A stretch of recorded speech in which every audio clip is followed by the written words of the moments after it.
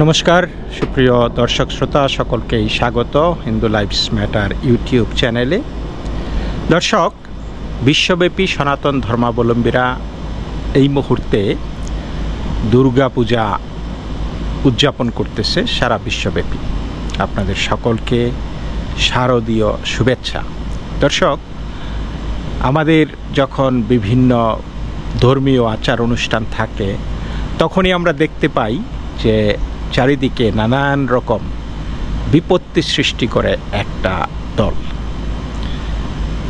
এই মুহূর্তে আমরা যখন বিশ্বব্যাপী দুর্গাপূজা উদযাপন করছি তখন আপনারা দেখছেন বাংলাদেশের পার্বত্য জেলা খাগড়াছড়িতে কি ভয়াবহ গণহত্যা হচ্ছে। বাংলাদেশের সরকারের তত্ত্বাবধানে সেনাবাহিনী কর্তৃক যুম্ম জনগোষ্ঠীর ওপর অর্থাৎ বাংলাদেশের আদিবাসীদের ওপর ব্যাপক নির্যাতন, নিপীড়ন এবং গণহত্যা চালানো হচ্ছে এবং মিডিয়া এই ব্যাপারে অনেকটাই নীরবতা প্রকাশ করছে, একদম শুনশান নীরবতা। আপনারা হয়তো জানেন যে ঘটনাটি ঘটেছে একটি আদিবাসী তরুণীকে, স্কুল ছাত্রীকে সংঘবদ্ধ ধর্ষণের প্রতিক্রিয়ায় অর্থাৎ গ্যাং রেপ করা হয়েছিল মেয়েটিকে এবং তারপরেই সেই আদিবাসীরা ফুঁসে উঠেছে। এটা শুধু একটা অগ্নিস্ফুলিঙ্গ। আপনারা জানেন যে এরকম হাজার হাজার ঘটনা প্রায় প্রতিনিয়ত ঘটতেছে সেই পাহাড়ি আদিবাসী অধ্যুষিত এলাকাগুলোতে এবং এটা খুবই ডেলিবারেট। আপনারা জানেন যে তারা তাদের যেই ভূমিতে সেনাবাহিনীর সহায়তায় সমতলের মুসলমানদেরকে ঢুকিয়ে দেওয়া হয়েছে, সেরকম তাদের মেয়েদের গর্ভেও মুসলমান বাচ্চা ঢুকিয়ে দেওয়া হচ্ছে। জাস্ট এই জনবিন্যাসটা পরিবর্তন করার জন্য, তাদেরকে ধ্বংস করার জন্য একটা চরম ষড়যন্ত্র হচ্ছে, সেটা আমরা জানি। একটা নীরব এথনিক ক্লিনসিং চলতেছে পাহাড়ে। আমি এই ব্যাপারে আরও বিস্তারিত একটা ভিডিও করব এবং তখন আপনাদেরকে জানাবো। দর্শক, এই ধর্ষণের ঘটনাটি ঘটেছে কতিপয় মুসলমান তরুণ এই ঘটনার জন্য দায়ী, কিন্তু আমরা শুধু মিডিয়াতে দেখেছি একজন শীল পদবীর একজন ছেলে, অর্থাৎ একজনের নাম। সংঘবদ্ধ ধর্ষণ কি একজন দ্বারা হয়? একজনের দ্বারা তো গ্যাং রেপ হয় না, তাই না? অন্য কারো নাম সেইখানে প্রকাশ করা হয়নি। বলা হয়েছে সেই সন্দেহভাজন সেই ছেলেটিকে গ্রেপ্তার করে পুলিশ হেফাজতে নিয়েছে। সুতরাং সন্দেহভাজন, এখনও সঠিকভাবে তারা জানে না সেই ছেলেটি এই ঘটনার সাথে জড়িত কিনা, কিন্তু আমরা বিভিন্ন সেই পাহাড়ি মানুষ আদিবাসীদের মারফতে আমরা জানতে পেরেছি যে এই ধর্ষণের ঘটনায় 5-6 জন যারা জড়িত ছিল তারা প্রত্যেকেই মুসলমান। তারা কখনোই বলেনি যে শীল সম্প্রদায়ভুক্ত ওই ছেলেটি। তো তারপরেও সরকারি বয়ান এখন যে বাংলাদেশের সাম্প্রদায়িক সম্প্রীতি নষ্ট করার জন্য পতিত স্বৈরাচারের দোসররা এই ঘটনা ঘটিয়েছে, দেশকে অস্থিতিশীল করা, সাম্প্রদায়িক সম্প্রীতি বিনষ্ট করার জন্য। মানে উদুর পিণ্ডি বুদুর ঘাড়ে চাপানোর একটা প্রয়াস যেটা আগে ছিল সেটা এখনও আছে এবং ঘটনাগুলি ঘটলে তারা এই রকমই ধামাচাপা দেবার চেষ্টা করে। আর এদিকে তারা গোপনে ক্ল্যান্ডেস্টাইন কিলিং অনবরত চালিয়ে যাচ্ছে। সেইখানে 144 ধারা জারি করা হয়েছে এবং ইভেন তারা বলেছে যে পতিত স্বৈরাচারের দোসররা নাকি গোলাগুলি করে এদেরকে মেরেছে, অথচ এই মানুষ যারা মারা গেছে তারা প্রত্যেকেই সেনাবাহিনীর গুলিতে মারা গেছে।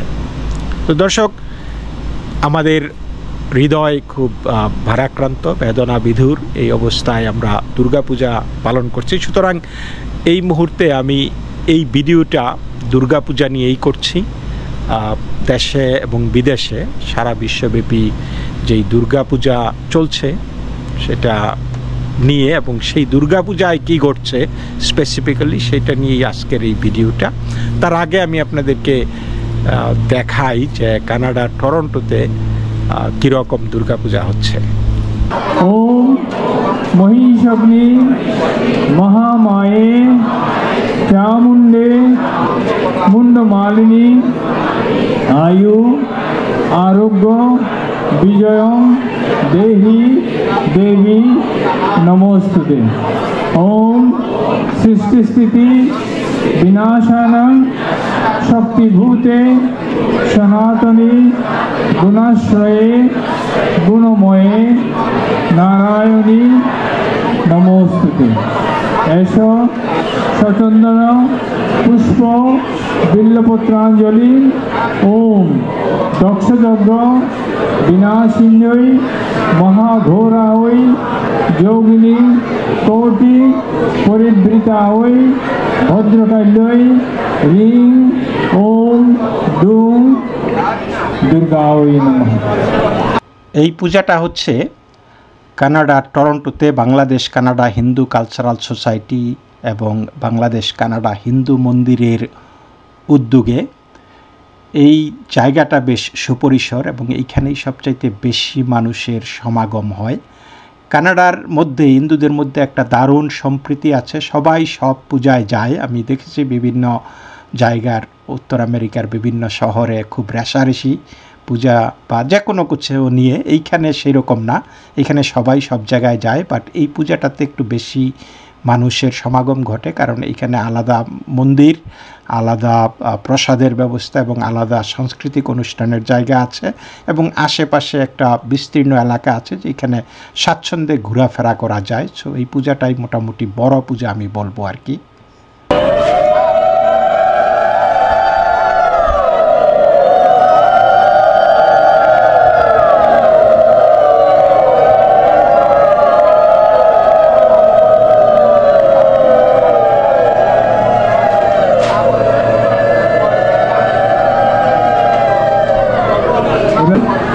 ওম শরণাগত দীনার্থ পরিত্রাণ পরায়ণে সর্বস্বার্থী হরে দেবী নারায়ণী নমস্তুতে।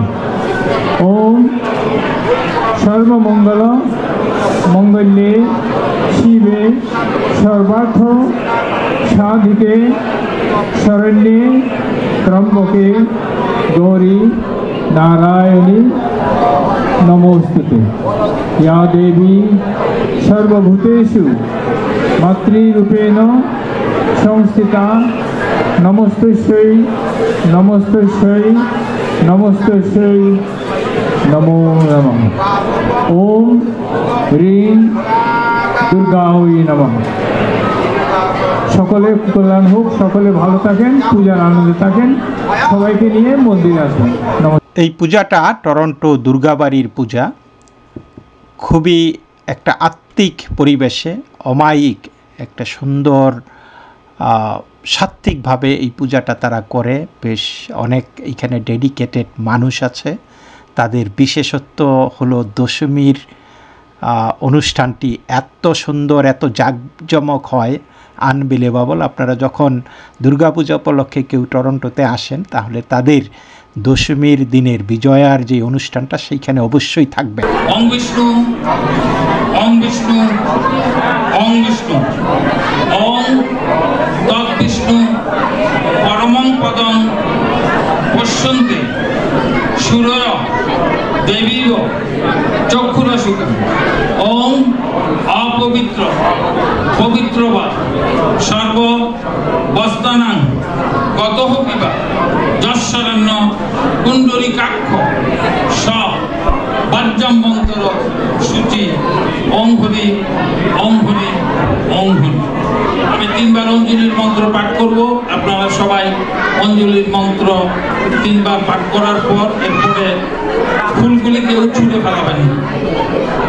ওম মহিষগ্নি মহামায়ে চামুণ্ডে মুন্ডমালিনী आयु आरोग्यं विजयं देहि देवी नमस्तुते।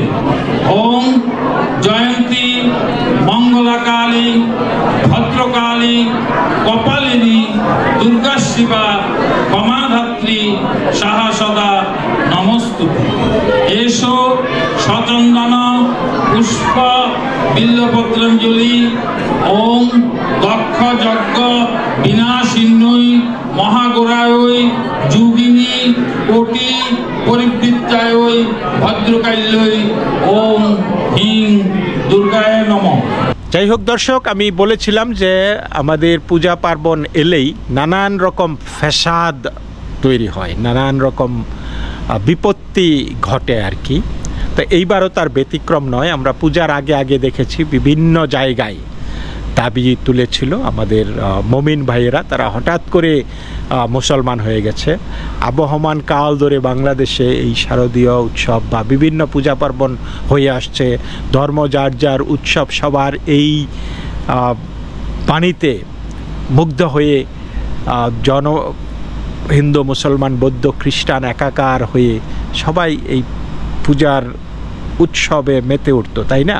কিন্তু হঠাৎ করে বেশ কিছু বছর ধরে আমরা গত 10-15-20 বছর ধরে আমরা দেখতেছি যে জঙ্গিপনা বাংলাদেশে একদম আষ্টে পৃষ্ঠে বেঁধে রাখছে দেশটাকে। তো এই জঙ্গিরা তারা এখন নব্য মুসলমান, নতুন মুসলমান হয়ে গেছে। তারা দাবি করছে এবং এইবার আমরা খুব বেশি করে দেখেছি যে তারা দাবি তুলেছে যে যত্রতত্র মণ্ডপ করা যাবে না, বা মণ্ডপ করলে এগুলি ঢেকে রাখতে হবে।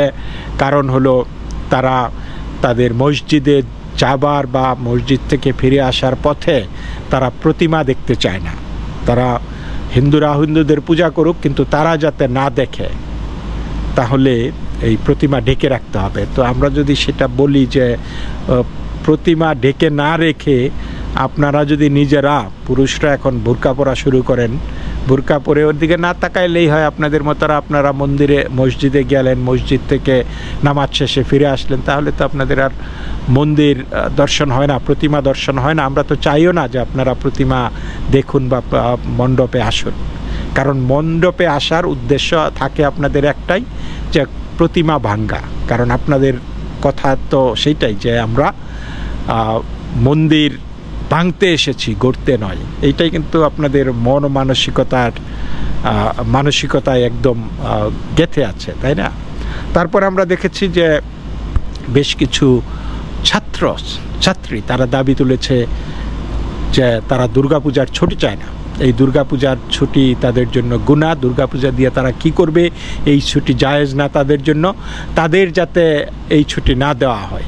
ভাবতে পারেন তাহলে এখন থেকে, এটা অবশ্য আমাদেরও দাবি, যেমন আমরা বলি যে আমাদেরকে আলাদা করে বাসভূমি দাও, আমাদেরকে আলাদা এলাকা, স্বায়ত্তশাসিত এলাকা দাও, যাতে তোমাদের সাথে আমাদের বসবাস করতে না হয়। আমাদের পূজায় তোমরা এসো না, আমাদের পূজায় তোমাদের পাহারাদারের দরকার নাই। ওরা তো বলে যে আমরা পাহারা দিয়ে রাখবো, টিম করে, তা আমাদের তো সেই পাহারাদারেরও দরকার নাই। আমাদের কথা হয়েছে যে জাস্ট কুত্তা সামলাও, আমাদের পাহারাদারের দরকার নাই, জাস্ট কুত্তা সামলাও, তোমরা না আসলেই চলবে।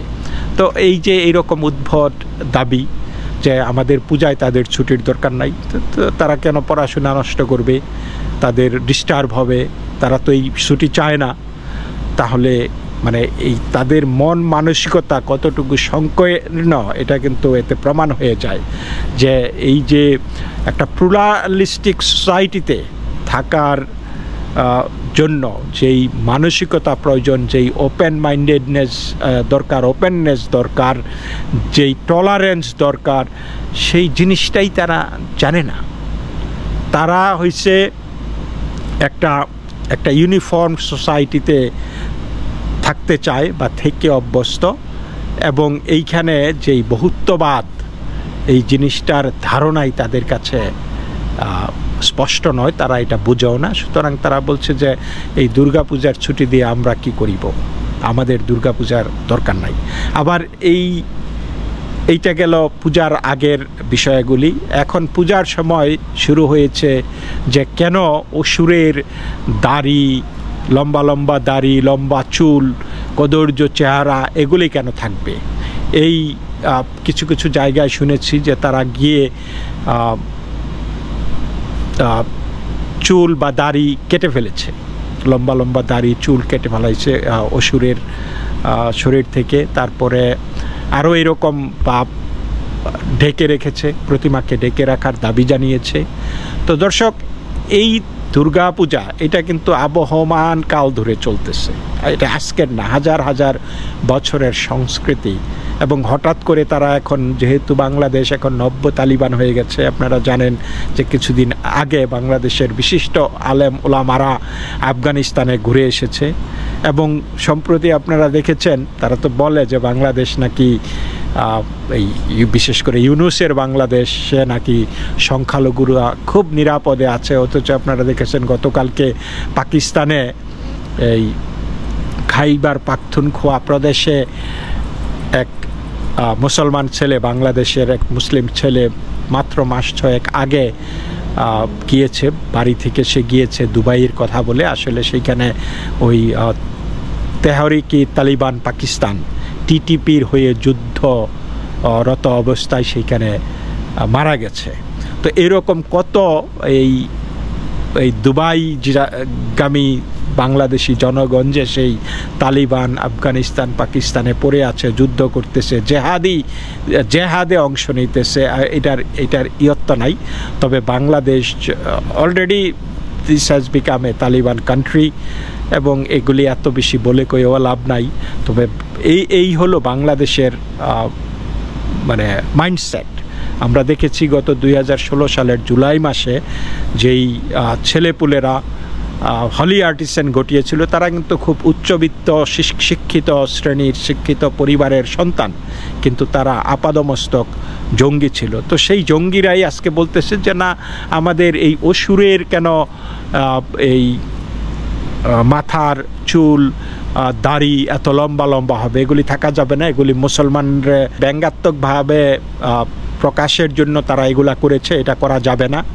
তো চিন্তা করেন যে এখন আমাদেরকে ফরমাসি ধর্ম করতে হবে, তাদের মন জুগিয়ে আমাদের প্রতিমার রং, আমাদের প্রতিমার পোশাক, আমাদের প্রতিমার অবয়ব তাদের মন জুগিয়ে করতে হবে। অথচ এইভাবেই অসুর তো আর নতুন করে মানে যেই অবয়ব অসুরের থাকে এটা তো আর নতুন করে হচ্ছে না, এই একইভাবে এই বছরে বছরে তো অসুরের চেহারা আর রং পাল্টায় না, তাই না? অসুর সম্পর্কে আমরা যেটা চিনি সেইটাই। সুতরাং আজকে বোঝা যাচ্ছে যে যখন অসুর চক্র যখন খুবই উদ্গ্রীব, তখন বোঝা যাচ্ছে আসলেই দেশটা অসুরে ভরে গেছে। এবং এই দুর্গাপূজাটাই অসুর বিনাশিনী মা দুর্গা মানে এই শিষ্টের পালন, দুষ্টের দমনের জন্যই দুর্গা মার বারবার আসে। এবং তারা যে এত কান্নাকাটি করতেছে এই নিয়ে, এত অনুযোগ করতেছে, এতে করে স্পষ্ট বোঝাই যাচ্ছে যে আমাদের অসুর নাশিনী দুর্গা যথাসময়েই এসেছেন। তো দর্শক, এই পর্যন্তই। সকলেই ভালো থাকবেন। নমস্কার।